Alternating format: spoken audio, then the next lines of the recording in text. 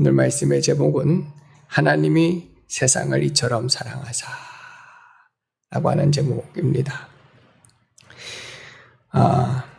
우리 교회에 성도님이 많지는 않지만 그 성도님이 또 지난주에는 한 10일 이상을 유럽 여행을 갔다가 이번 주에 오셨는데, 지난주에 오셨는데 아직 예배 시간에는 못 나왔지만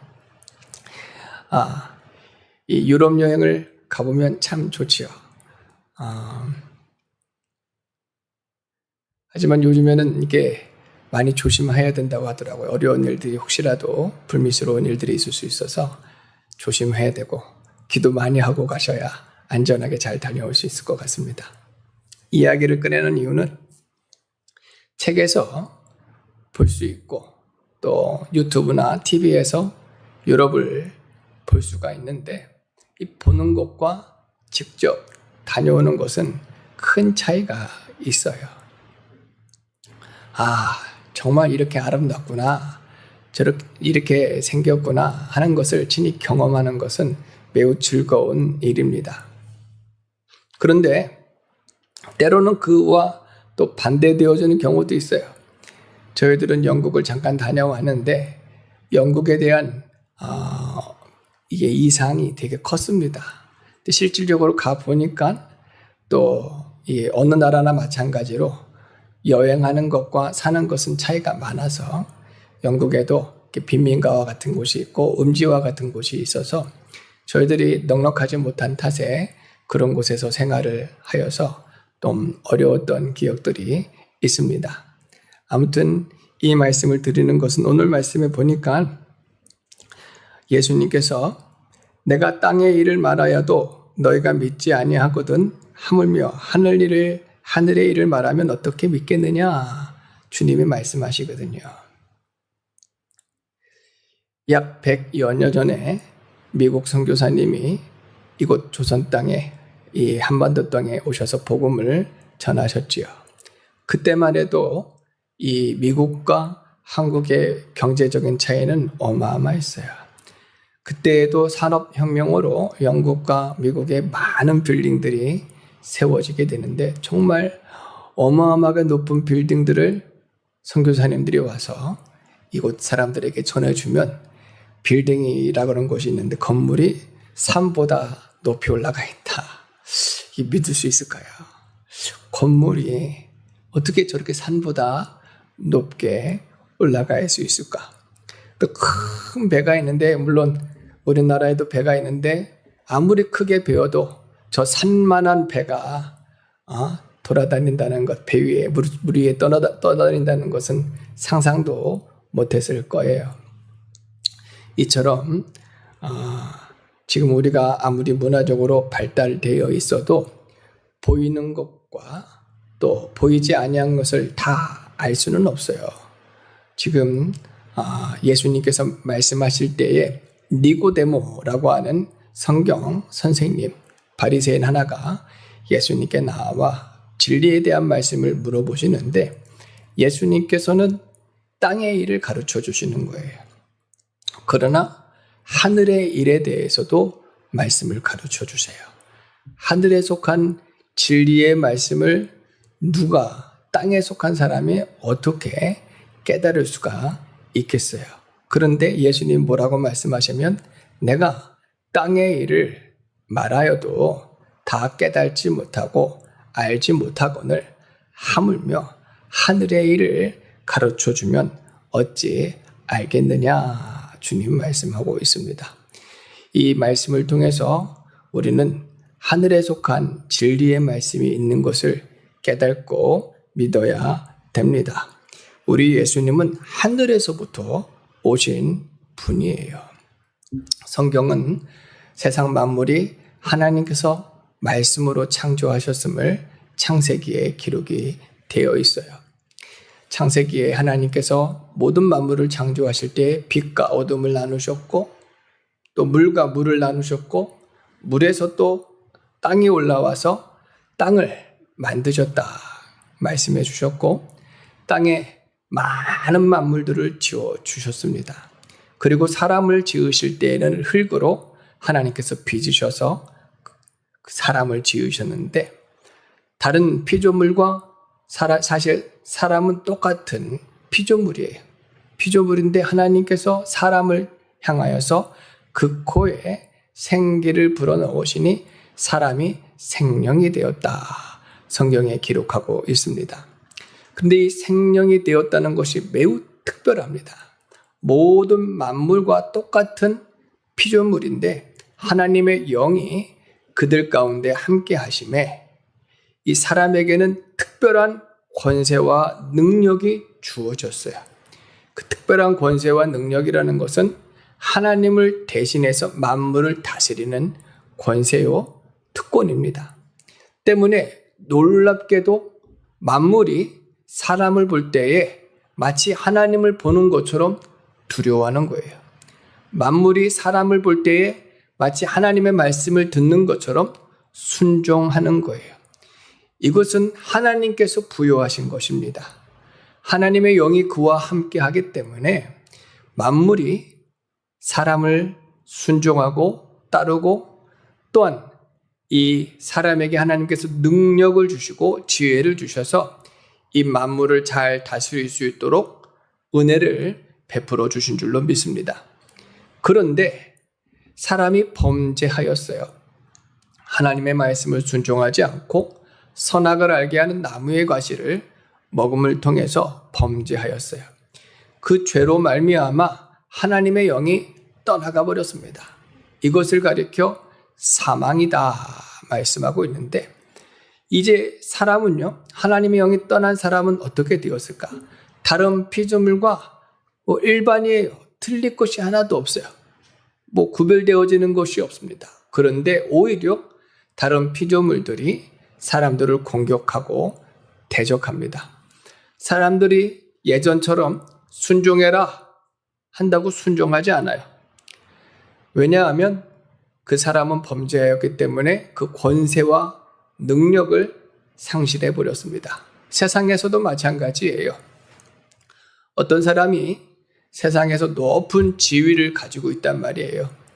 그런데 그 지위를 갖고 있다가 범죄하게 돼서 그 지위를 잃어버리게 되어지면 누가 순종하겠습니까? 누가 두려워하겠습니까?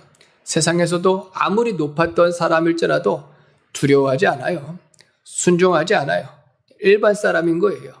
그리고 오히려 범죄자 취급을 받을 수밖에 없는 것처럼 우리 인생이 죄로 말미암아 죽었고 비천한 가운데 놓여졌습니다. 그리고 마지막은 심판을 받을 수밖에 없음을 성경에서는 말씀하고 있는데 오늘 예수님께서는 하늘에서 오신 분이란 말이에요. 하늘에서 오셨다라고 하는 것은 사람처럼 우리가 똑같은 모습을 하고 계시지만 사람이 아니라 하나님이 사람으로 오셨음을 가르쳐 주세요. 이것이 하늘의 진리의 말씀입니다. 어떻게 하나님께서 사람의 몸으로 오셨을까? 그것은 성경에서 동정녀 마리아의 몸에 성령으로 잉태되셔서 이 땅 가운데 오셨음을 가르쳐 주세요. 모든 사람은 남자와 여자 상관없이 반드시 남자의 씨로만 올 수가 있습니다. 남자의 씨로 말미암지 않고 세상에 올 수 있는 사람은 아무도 없어요. 그래서 모든 사람은 하늘에 속한 사람이 아니라 땅에 속한 사람인데 예수님은 사람의 씨로, 남자의 씨로 온 것이 아니에요. 성령으로 동정녀 마리아의 몸에 잉태되었고 죄 없는 몸으로 세상에 오셨는데 하늘로부터 오신 분이심을 믿으시기를 바랍니다. 우리나라에 당군 신화라고 있어요. 당군 할아버지가 5,000년 전에 이 땅을 세웠다라고 하는 신화가 있는데 이 당군 할아버지의 출처가 하늘에서 오신 분이래요. 왜 하늘에서 오신 분이냐 하였더니 그 이상을 알 수가 없는 거예요. 당군 할아버지의 그 이상을 알 수가 없어요. 이분이 어디서부터 왔는지를 우리가 알 수가 없어요. 그래서 하늘에서 구름 타고 오셨다. 그리고 이 땅에 조선 한반도에다가 나라를 세웠다 하는 신화가 있는데 예수님은 구름 타고 오신 분은 아니에요. 장차 다시 오실 때에는 구름 타고 오시겠지만 여자의 후손으로 왔지만 하나님께서 보내주신 하늘에 속하신 분이심을 꼭 믿으시기를 바랍니다. 근데 예수님께서 오신 이유가 오늘 또 말씀을 가르쳐 주고 있어요. 오늘 말씀 13절, 14절, 15절을 읽어보도록 하겠습니다. 13절, 14절, 15절. 하늘에서 내려온 자, 곧 인자 외에는 하늘에 올라간 자가 없느니라. 모세가 광야에서 뱀을 든 것 같이 인자도 들려야 하리니 이는 그를 믿는 자마다 영생을 얻게 하려 하심이니라. 두 가지의 말씀을 하시는데, 첫째, 모세가 광야에서 뱀을 든 것처럼 인자도 들려야 하리라. 이 때문에 오신 거예요.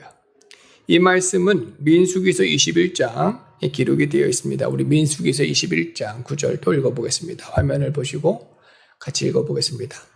모세가 놋뱀을 만들어 장대 위에 다니 뱀에게 물린 자가 놋뱀을 쳐다본 즉 모두 살더라. 광야에서 이스라엘 백성들이 하나님 앞에 심하게 원망하고 범죄하니 광야 사방에 숨어있던 뱀들이 나와 백성들을 물고 그 독이 온몸에 퍼져서 죽을 수밖에 없었어요. 회개하고 하나님께 기도했더니 하나님께서 모세를 통해서 장대 위에 놋으로 만든 뱀을 달아 놓아라. 그리고 누구든지 그것을 바라보는 자를 주님께서 고쳐주시겠다 하였는데, 그 말씀을 믿고 물린 자들, 퉁퉁 몸이 붓고 열이 나고 막 괴로워하는 자들이 나와서 그 장대만을 쳐다봤더니 어떻게 됐을까요? 고침받았어요. 할렐루야. 예수님께서도 이와 같이 장대에 달리리라 말씀하시는 것은 하나님이신 예수님이 이 땅 가운데 오셔서 십자가에서 못 박혀 달리실 것을 말씀해 주시는 거예요. 예수님이 오신 목적은 죽으시러 오신 거예요. 우리의 죄를 대신해서 말씀 순종하여 의를 이루어 주시고, 우리의 죄를 대신해서 십자가에서 피 흘려 죽어 주심을 통해 누구든지 남자나 여자나 어린아이나 어른들이나 심지어는 죄인들 누구든지 예수를 믿기만 하면, 십자가에 달리신 예수님을 마음으로 믿고 입으로 시인만 하면 우리의 죄를 하나님이 용서해 주시고 구원해 주시는 줄로 믿습니다. 그래서 예수님이 오신 것은 장대에 달리기 위해, 십자가에 달리시기 위해 오신 것이고, 그를 믿는 자마다 영생을 얻게 하려 하심이라고 말씀해 주셨습니다. 아담이 범죄하여 잃어버린 이 영적인 생명을 예수님께서 또 주시는 줄로 믿습니다. 그래서 예수님 안에서 죄사함과 의롭다함과 영생함을 얻고 영원한 하나님의 천국 백성이 되어지는 것을 성경에서 말씀해 주시는 줄로 믿습니다. 이것이 하늘에 속한 진리의 말씀이라고 오늘 말씀하셔요. 요한복음 오늘 말씀 16절로 17절도 같이 한번 읽어보겠습니다. 16절로 17절. 하나님이 세상을 이처럼 사랑하사 독생자를 주셨으니 이는 그를 믿는 자마다 멸망하지 않고 영생을 얻게 하려 하심이라. 하나님이 그 아들을 세상에 보내신 것은 세상을 심판하려 하심이 아니요 그로 말미암아 세상이 구원을 받게 하려 하심이라. 예수님께서는 계속 하늘의 이야기를 말씀해 주세요. 제가 아는 분도 이제 천국을 잠깐 다녀오신 분이 계셔요. 영상에도 보고 간증에도 보면 천국을 다녀오고 지옥에 다녀왔다는 이야기들이 많은데, 그분이 경험한 천국은 교통사고를 당해서 다녀온 천국이었어요. 천국이었는데 정말 빛의 세계, 너무나도 아름다운 세계고 기쁨과 평안과 감사가 넘쳐났어요. 근데 그곳에서 있을 수가 없어서 하나님께서 그를 다시 세상에 돌려보내셔서 세상에 왔는데, 세상에 다시 돌아오자마자 고통이 시작이 되어지는 거예요. 교통사고를 당한 그 시점에서 깨어났기 때문에 온몸이 부서지고 아프고 괴로운 그 고통으로 많이 어려워했지만 잠시나마 그 천국을 또 경험하게 되었음을 간증하는 이야기를 들어본 적이 있습니다. 하나님께서 세상을 이처럼 사랑하사 독생자를 주셨으니 말씀해 주시는데, 하나님께서는 우리들을 구원하시기 위해서, 천국의 자녀 삼아 주시기 위해서 하나님의 독생자 예수님을 아낌없이 세상에 보내주신 것을 꼭 믿으시기를 바랍니다. 예수님께서 이 땅 가운데 오신 것은 말씀드린 대로 십자가에 달려 죽으시기 위해 오셨다고 말씀드렸는데, 놀랍게도 예수님은 한 번도 세상에서 자기의 뜻대로 살지 않았어요. 다 하나님의 말씀대로 죽기까지 순종하였습니다. 우리 요한복음 6장 38절에서 39절 같이 한번 보도록 하겠습니다. 요한복음 6장 38절과 39절입니다. 같이 읽겠습니다. 내가 하늘에서 내려온 것은 내 뜻을 행하려 함이 아니요 나를 보내신 이의 뜻을 행하려 함이니라. 나를 보내신 이의 뜻은 내게 주신 자 중에 하나라도 내가 하나도 잃어버리지 아니하고 마지막 날에 다시 살리는 이것이니라. 예수님은 하나님이시지만 사람으로 이 땅 가운데 오셔서 자신의 뜻을 행하러 오신 것이 아니라, 자신의 말을 전하러 오신 것이 아니라 아버지의 뜻을 행하러 오셨고 아버지의 말씀을 전하러 오신 거예요. 그 아버지의 뜻은 누구든지 예수님을 믿기만 하면 죄 용서해 주시고 그리고 구원받게 하시고 천국 백성 삼아 주시겠다 말씀해 주시는 거예요. 모세 이야기로 다시 돌아가면 이스라엘 백성들이 원망, 불평, 범죄하여서 노색 이 물뱀에게 물려서 열이 아주 심하게 나고 그리고 온몸이 퉁퉁 붓고 죽을 지경이 된 거예요. 그리고 회개를 하였죠. 제발 우리를 살려주십시오. 우리를 구원해 주십시오. 모세가 하나님께 기도할 때 하나님께서 높은 장대에 놋뱀을 달아라고 말씀을 주신 거예요. 근데 놋뱀을 달아 놓았고 이것을 바라보는 자마다 하나님이 구원하시겠다 말씀해 주시는데, 야, 신기하죠? 믿는 자가 있고 믿지 아니하는 자가 있는 거예요. 놋뱀을 본다고 지금 우리가 낫겠습니까? 무슨 어떤 약초를 구해다가 우리를 치료하든지 아니면 다른 능력으로 우리를 고치셔야지 그 놋뱀을 쳐다본다고 우리가 낫겠습니까? 나오지 않는 사람들이 있는 거예요. 그런데 하나님의 말씀인 것을 믿고 나와서 놋뱀을 쳐다보았더니 그 독이 해소가 되었습니다. 이것이 하나님의 말씀의 능력인 줄로 믿습니다. 오늘 예수 그리스도께서 이 땅 가운데 오신 것은 우리의 죄를 구원하시기 위해, 우리의 죄를 용서하시고 우리를 구원하시기 오셨는데, 사람들이 예수님을 십자가에 못 박아 죽였단 말이에요. 그러나 예수님은 죽은 자 가운데에서 3일 만에 부활하셔서 우리 구원을 이루어 주셨는데, 놀랍게도 누구든지 믿기만 하면 죄의 용서를 받습니다. 심지어 예수님 옆에 있던 강도가 그 자리에서 예수님을 믿었어요. 이 사람은 세상에 살아가는 동안에 나쁜 짓만 한 사람이 얼마나 많은 나쁜 짓을 했냐면 십자가에서 달려 죽기까지, 당시에 십자가에서 죽는다는 이 형벌은 가장 큰 형벌이었거든요. 때문에 이 강도가 어떤 죄를 지었는지에 대해서는 알 수 없지만 그거 얼마나 흉악한 자였는지에 대해서는 가늠할 수가 있는 거예요. 그런데 그 흉악한 강도가 예수님을 믿어서 구원을 받게 되어집니다. 때문에 누구든지 예수님을 믿으면 죄사함 받고 구원을 받습니다. 어떤 사람들은 이렇게 말합니다. 아니, 좀 착한 사람이나 구원해 주시죠. 세상에서 선한 일을 좀 한 사람들, 또 불쌍한 사람들이나 구원해 주시죠. 저렇게 강도와 같은 사람, 저렇게 부자와 같은 사람, 남의 고열을 빨아먹는 사람, 범죄한 사람들도 믿기만 하면 구원해 주시면 어떡합니까? 말할 수가 있지만 하나님 보시기에는 다 죄인인 거예요. 모두 죄인이라 심판받을 수밖에 없어요. 그래서 누구든지 믿기만 하면 죄 용서해 주시는 줄로 믿습니다. 예수님의 보혈에 능력이 있는 줄로 믿습니다. 하나님께서 세상을 이처럼 사랑하사 독생자를 주셨으니 이는 그를 믿는 자마다 멸망치 않고 영생을 얻게 하려 하심이니라. 1986년 소련의 체르노빌 원전 폭발 사고가 있었어요.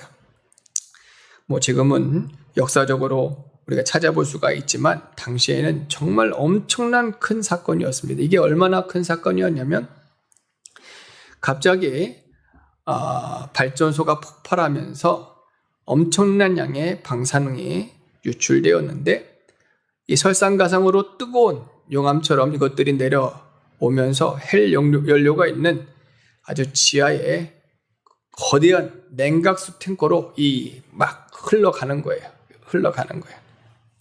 문제는 이 핵연료가 물과 만나는 순간에 엄청난 큰 폭발이 일어나서 이 지역뿐만 아니라 유럽 전체가 다 핵으로 말미암아 큰 화를 당할 수밖에 없는 것을 알 수가 있어요. 왜냐하면 핵연료가 어마어마하게 많았거든요. 그 발전소에서 이미 1차 폭발이 일어나는데 그 연료들이 물과 만나는 순간에 더 큰 어마어마한 폭발이 일어날 것을 과학자들이 다 알고 있었어요. 근데 그것을 막을 수 있는 유일한 방법이 하나가 있는데 지하 탱크의 배수 밸브를 이제 수동으로 열어서 물을 빼내는 거라고 해요. 그 물을 다 빠지게 만드는 것인데 문제는 그 지하 탱크로 내려가는 그 순간 그 사람은 방사능 그 수치를 받아서 몸이 다 녹아지는 거예요. 죽어줄 수밖에 없는 거예요. 살아서 돌아올 수가 없어요. 이것을 다 알 수밖에 없어요. 근데 누군가는 이것을 해야만 우리 모두가 살 수가 있다는 것을 알고 지금 누구에게 이 광부들에게 이것을 할 만한 광부들에게 그것을 설명하였을 때 세 사람 알렉세이 안나넨코, 발레이 베스팔로프, 보리스 바라노프 이 세 사람이 자원하여서 자기들이 내려가 그것을 막겠다. 탱크의 배수 밸브를 열어놓겠다 하였습니다. 사실 내려가면서 몸이 녹아질 수도 있어요. 못할 수도 있습니다. 돌아올 수 있는 방법이 전혀 없는 거죠. 하지만 그 세 사람이 그것을 희생하여서 결국은 그 밸브를 열었고 그리고 물을 다 빼내서 2차 큰 폭발을 막아냈습니다. 이게 어마어마하게 큰 일을 이분들이 하였는데 이 사건만큼이나 사건과 비교되어 줄 수 없을 만큼 하나님께서는 인류를 구원하기 위해서 독생자 예수님을 내어주셨단 말이에요. 사실 이분들이 자기들이 가서 희생한 것도 크지만 자기가 가장 아끼고 사랑하는 아들을 보내야 된다고 했을 때 보낼 수가 있을까?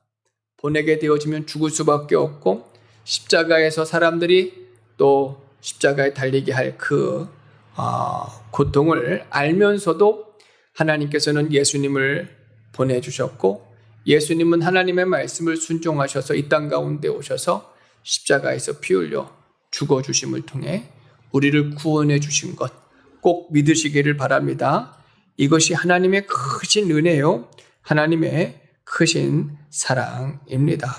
오늘 하나님이 그 아들을 세상에 보내신 것은 세상을 심판하려 하심이 아니요 그로 말미암아 세상의 구원을 얻게 하려 하심이라고 말씀하셔요. 우리 로마서 5장 8절도 읽어보도록 하겠습니다. 로마서 5장 8절입니다. 같이 읽겠습니다. 우리가 아직 죄인 되었을 때에 그리스도께서 우리를 위하여 죽으심으로 하나님께서 우리에 대한 자기의 사랑을 확증하셨느니라. 아멘. 우리가 의인이 된 것이 아니고 우리가 선인이 된 것도 아니고 남보다 더 착한 것도 아니고 우리가 아직 죄인 되었을 때에 하나님께서는 예수님을 내어주시기까지 우리 구원을 원하셨고 우리 구원을 이루어 주셨으며 예수님께서는 십자가에서 피 흘려 죽어주시기까지 우리 죄를 담당해 주신 그런 은혜들을 꼭 믿으시기를 바랍니다. 오늘 말씀 18절 19절 한 번 더 읽어보도록 하겠습니다. 18절 19절입니다. 그를 믿는 자는 심판을 받지 아니하는 것이요 믿지 아니하는 자는 하나님의 독생자의 이름을 믿지 아니하므로 벌써 심판을 받은 것이니라. 그 정죄는 이것이니 곧 빛이 세상에 왔으되 사람들이 자기 행위가 악함으로 빛보다 어둠을 더 사랑한 것이니라. 아멘. 오늘 예수님께서 니고데모에게 이 말씀을 가르쳐 주시는 것은 하늘의 신령한 진리의 말씀을 가르쳐 주시는 것입니다. 또 우리에게도 말씀을 가르쳐 주시는 거예요. 예수님께서는 세상에 이 땅 가운데 오셨을 때에 2000년 전에 오셨을 때에 심판의 주님으로 오시지 않았어요. 구원의 주님으로 오셨습니다. 그리고 자기가 죄 없으신 예수님이 십자가에 죽어주심을 통해 우리의 죄를 담당하셨고 죽은 자 가운데서 3일 만에 부활하심을 통해 우리 구원을 다 이루어 주셨는데 누구든지 예수님을 믿기만 하면 구원을 받게 해 주시는 거예요. 하지만 다시 오시는 주님은 하늘로 승천하시고 약속하시는데 반드시 다시 오실 것을 말씀해 주셨어요. 다시 오시는 주님은 심판의 주님으로 오시는 거예요. 예수님을 내어주시기까지 하나님께서는 우리를 구원하시고자 하셨는데 끝까지 믿지 아니하면 결국 자기의 죄로 말미암아 죽을 수밖에 없고 죽음 이후에 심판을 받을 수밖에 없습니다. 사람들은 이 심판을 아직 잘 알지 못하고 믿지 못해요. 그러나 하나님이 반드시 이런 심판이 있음을 성경에는 말씀하는데 히브리서 9장 27절 같이 한번 보도록 하겠습니다. 히브리서 9장 27절. 한번 죽는 것은 사람에게 정해진 것이요 그 후에는 심판이 있으리니. 사실 죽음 이후에 어떠한 세계가 펼쳐질지에 대해서 세상은 알지를 못합니다. 여러 의견들이 있긴 있지만 사람들이 잘 알지 못해요. 그러나 성경에서는 반드시 사람은 한번 죽는 것이다. 그것은 정해진 것이다. 그 이유가 범죄하였기 때문인 것을 성경에서는 말씀하는데 죽음 이후에 소멸되어지고 살아나거나 다시 또 윤회되어지고 다시 세상에 태어나는 것이 아닙니다. 성경에서는 심판이 있는데 죄를 범한 자마다 죄의 심판을 받을 것이고 의를 행한 자는 의의 심판을 통해 영생 복락을 누릴 것을 성경에는 말씀해 주는데 누가 죄인이고 누가 의인이겠습니까? 바로 예수님을 믿기만 하면 예수님 안에 있는 의를 우리에게 주셔서 의인이 되어지는 것이고 예수님께서 우리의 죄를 담당하셨기 때문에 죄의 심판은 예수님이 이미 담당해 주셔서 예수 믿어 구원받은 성도는 의의 심판을 통해 영원한 천국에 들어가지만 예수를 믿지 아니하면 결국 자기의 죄 때문에 죽을 수밖에 없고 심판받을 수밖에 없음을 말씀해 주세요. 그래서 반드시 예수님을 구주로 믿어야 되고 십자가에 달리신 주님을 바라봐야 될 줄로 믿습니다. 요한복음 1장 12절 말씀 같이 한번 읽어보겠습니다. 요한복음 1장 12절 말씀입니다. 같이 있습니다. 영접하는 자, 곧 그 이름을 믿는 자들에게는 하나님의 자녀가 되는 권세를 주셨으니 아멘. 하나님은 사람을 참으로 사랑하셨고 아주 존귀하게 창조하셨어요. 그러나 하나님의 영이 떠나버린 범죄 타락한 사람은 아주 형편없는 사람이 되었습니다. 지금도 만물의 영장이라고 스스로 높이고 있지만 사실 지혜도 없고 능력도 없고 서로 다투고 싸우고 욕심 부리고 얼마나 죄를 많이 짓는지 모릅니다. 하지만 예수님 믿을 때에 하나님께서는 그 영혼을 구원받게 해주시고 놀랍게도 다시금 하나님의 자녀의 권세를 부여해 주시는 줄로 믿습니다. 우리가 자녀가 되고 싶어서 자녀가 되는 것이 아니라 하나님께서 함께 해주시고 하나님의 자녀의 권세가 보여줄 때에 하나님을 아버지라 부를 수 있고 하나님의 나라를 자녀의 권세로 상속받아 천국에 들어갈 수가 있는 겁니다. 이것이 예수님 안에 구원인 것을 꼭 믿으시기를 바랍니다. 예레미야서 29장 11절도 읽어보도록 하겠습니다. 구약성경 예레미야서 29장 11절입니다. 같이 있습니다. 여호와의 말씀이니라 너희를 향한 나의 생각을 내가 아나니 평안이요 재앙이 아니니라. 너희에게 미래와 희망을 주는 것이니라. 하나님께서는 지금도 오래 참으셔요. 심판받을 수밖에 없고 죽을 수밖에 없고 영원히 지옥 갈 수밖에 없는 우리들을 구원하시고자 독생자 예수님을 내어주신 거예요. 하나님께서 우리를 향한 마음은 심판이 아니에요. 재앙이 아니에요. 구원입니다. 그러나 오해하면 안 되는 것이 영원히 참아줄 수 있는 것은 아니에요. 이 사람들이 계속 범죄하는데 그들을 구원하시고자 예수님을 내어주셔서 누구든지 예수님을 믿게 하면 구원을 해주시는데 계속 범죄하도록 그냥 놔두시는 분이 아니라 때가 되어지면 반드시 심판을 받을 수밖에 없는 것을 말씀해 주세요. 그러나 하나님의 마음은 심판이 뜻이 아니라 평안이요 미래와 희망, 생명을 주시고자 하시는 것이 하나님의 마음인데 그 마음이 바로 예수 그리스도 안에 다 담겨져 있음을 가르쳐 주십니다. 요한계시록 3장 20절도 읽어보겠습니다. 요한계시록 3장 20절입니다. 볼지어다 내가 문 밖에 서서 두드리노니 누구든지 내 음성을 듣고 문을 열면 내가 그에게로 들어가 그와 더불어 먹고 그는 나와 더불어 먹으리라. 아멘. 우리 예수님은 참 친절하신 분이세요. 우리에게 은혜를 베풀어 주시려고 생명을 주시려고 우리를 기다려 주시는데 마음의 문을 열도록 주님을 영접하도록 기다려 주십니다. 그러나 사단 마귀는 그렇지 않아요. 그들은 마치 우리의 집을 자기의 집 마냥 마음껏 들어와서 때려 부수고 자기가 왕노릇하고 주인합니다. 비인격적이에요. 매우 불친절합니다. 악합니다. 그것들은 우리가 친절을 베풀면 안 되고 내쫓아야 마땅하지만 예수님은 친절하신 분이에요. 기다려주시는 분이에요. 그리고 기다려주시는 분입니다. 우리 주님께서 우리의 마음의 문을 두드려주시고 우리가 그 안에 예수님께서 우리를 영접하도록 우리에게 친절을 베풀어 주시고 말씀해 주시는 주님을 우리가 영접하기만 하면 주님이 우리와 함께 해주시고 예수님 안에 있는 참 평안 안식으로 충만히 채워주실 줄로 믿습니다. 마지막으로 마태복음 11장 28절 같이 한번 읽어보겠습니다. 마태복음 11장 28절입니다. 수고하고 무거운 짐진 자들아 다 내게로 오라 내가 너희를 쉬게 하리라. 지금도 주님께서는 우리를 부르시는데 우리를 무겁게 힘들게 하시는 분이 아니라 우리가 짊어지고 있는 모든 무거운 것 힘든 것들을 주님이 담당해 주시려고 찾아와 주시고 불러주시는 주님이신 것을 꼭 믿으시고 오늘 우리를 사랑하셔서 독생자 예수님을 내어주셨고 하늘의 신령한 비밀의 말씀을 우리에게 가르쳐 주시는데 그 진리의 말씀을 믿고 주님께 나아갈 수 있기를 바랍니다. 주님께서 우리 가운데 함께 하시고 우리 삶 가운데 은혜와 복을 베풀어 주실 줄로 믿습니다. 맺은 말 같이 읽어보고 말씀을 마치겠습니다. 맺은 말입니다.